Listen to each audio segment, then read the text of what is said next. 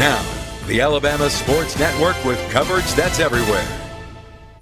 And good evening, sports fans. I'm Mo Carter. On the plains of Auburn, the Gus Malzahn era continues to flourish. Malzahn's club is off to a great start, and the fans are extremely excited about their team as they head into homecoming week. Kirk Nowatzki has more from the plains. With 4 wins in 2013, Auburn has already surpassed last year's win total, and they're looking to add to that number this Saturday. Jordan-Hare Stadium was rocking over the weekend when Auburn took down Ole Miss, but this team is not about to get complacent, and there's one message that continues to build across the locker room. I'm looking for us to improve. It doesn't make a difference if we're playing Ole Miss or Western Carolina. We're going to go about the same way. We're going to have the same approach to practice with the same intensity. We're going to worry about us, and that's what we need to be. I mean, we hadn't arrived yet. We got a lot of work to do. We got a lot of areas we can improve on, and that's going to be our message. And that exact message has been taken to heart with each and every player, enough so that a new term has been coined, we-fence. We-fence is pretty much everybody. It's kind of like that third, you just kind of take special teams out of it and just take offense, defense, and add special teams actually. And so, it makes we-fence. We just say we-fence, it's like we play together. So our big thing, we got it on our bands and everything, is playing together. So the players came up with that. Whatever you want to call it, things are starting to click on the plains, one spot away from a top 25 ranking. If we just keep doing what we got to do, then the rankings will come, the wins will come, and but one game at a time is our way of life right now.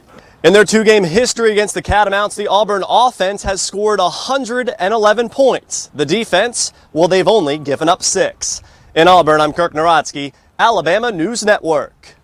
And thanks, Kirk. Auburn hosts West Carolina Saturday at 1 p.m. If you can't see it live in person, then you'll have to catch it on pay-per-view. Also, Alabama, the Crimson Tide, they head up to Lexington, Kentucky to take on the Wildcats. That's a 6 p.m. kickoff. You can watch it on the Deuce, ESPN2. Now, bad things always come in 3, and that's what sports fans in Atlanta are currently experiencing. Despite being a huge favorite in their game against the Jets, the Falcons trail most of the time on Monday night. And in the 4th, Atlanta led late, but then the Jets had enough time to march down the field and have Nick Folk booking a 43-yard game-winning field goal as time expired. The 30-28 loss dropped the Falcons to 1-4 in the season as they head into their bye week. The 3-game skid is the longest Falcons losing streak since the 2007 season, and the Falcons will try to regroup during their bye week before they host Tampa Bay on October the 20th. Now the bad news for Atlanta sports fans continue as former Crimson Tide standout Julio Jones has suffered a leg injury, a foot injury as a matter of fact. According to head coach Mike Smith, he could miss the rest of the season with that foot injury. That news comes after Jones did not get encouraging results from a visit at a doctor's office this morning.